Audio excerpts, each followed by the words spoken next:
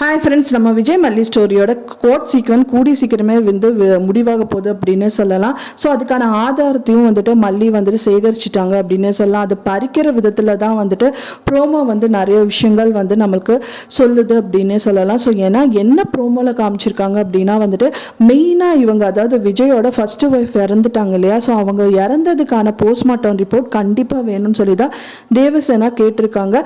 அந்த postmortem report almost அவங்களுக்கு கிடைச்சிருச்சு கையில். பட் ஆனால் அது பறிக்கிற விதத்தில் ராஜி ஒரு விஷயங்கள் பண்ணியிருக்காங்க. ஸோ அதுலேருந்து மீண்டு வரதுக்கான எபிசோட்ஸ் தான் கம்மிங் எபிசோடாக இருக்க போகுது. ஏன்னா பார்த்தீங்கன்னா அவங்க அதுக்கான ஆதாரம் அவங்க மர்டர் பண்ணல, இது ஒரு அவங்களே விழுந்து செத்துட்டாங்க அப்படிங்கிறக்கான ரிப்போர்ட்டு தான் இது. ஸோ அதை பார்த்தீங்கன்னா கஷ்டப்பட்டு அவங்க சேகரிச்சிட்டாங்க. பட் ஆனால் அது கோர்ட்டில் சப்மிட் பண்ணால் மட்டும்தான் விஜய் இந்த கேஸில் விடுதலை ஆக முடியும். என்னதான் ரஞ்சிதா இந்த ஜோடிச்ச கேஸ் பொய் சொல்றதா இருந்தாலும் கண்டிப்பா கண்டுபிடிச்சிருவாங்க. ஸோ நிறைய விஷயங்கள் அவங்க கேட்டதுல ஒன்று கூட மிஸ் பண்ணாம எல்லா ஆதாரத்தையும் பார்த்தீங்கன்னா தேவசேனா மேடம் சப்மிட் பண்ணியிருக்காங்க.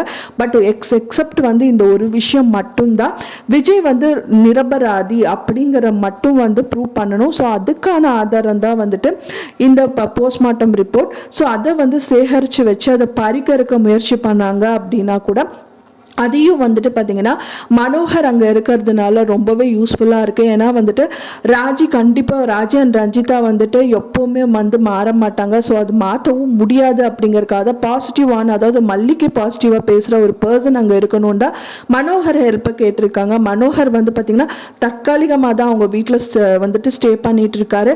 இருந்தாலும் இந்த விஷயங்கள் எல்லாமே சேகரித்து மல்லிக்கு ஹெல்ப் பண்ணணுங்கிற ஒரு மெயின் மோட்டிவில் தான் அவர் அங்கே இருக்காரு. ஸோ அதை தான் செயல்படுத்த போகிறாரு.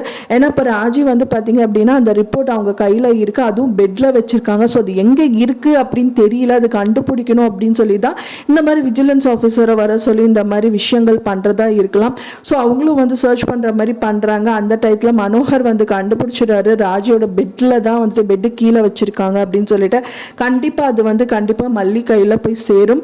எல்லாமே மல்லிக்கு சாதகமாக தான் நடந்துட்டு இருக்கு. ஸோ இந்த விஷயமும் சாதகமாக நடக்கும். ஸோ இனி அவங்க தொலைக்காமல் செய்யாமல் அது ஒரிஜினல் அந்த ரிப்போர்ட்டை நல்லபடியாக சேகரித்து வச்சு அது கோர்ட்டில் சப்மிட் பண்ணிட்டாங்க அப்படின்னா என்னதான் ரஞ்சிதா பொய்யா ஜோடிச்சுக்கு சொன்னால் கூட என்ன நீ இது பார்த்தான்னு சொல்கிறியா அப்படின்னு சொல்லிட்டு அவங்கள ட்விஸ்ட் பண்ணி அவங்க வாயிலிருந்தே கரெக்டான இன்ஃபர்மேஷனை தேவசேனா வாங்கிடுவாங்க. ஏன்னா மல்லிகிட்ட ஒரு வார்த்தை விடுறாங்க, ரஞ்சிதா வந்திருக்கணும், மல்லியும் ரஞ்சிதா வந்திருந்தாங்க அப்படின்னா அவ முன்னாடியே போயிட்டு அவகிட்ட பேசுகிற மாதிரி பேசி அவ செய்யறது தப்பு அப்படின்னு சொல்லிட்டு அவளையே பயப்படுத்தி அந்த விஷயங்கள் எல்லாமே நான் தெரியாமல் சொல்லிட்டேன், நான் பொய் தான் சொன்னேன், நான் அவ்வாயிலேருந்தே நான் வர வச்சிருப்பேன்.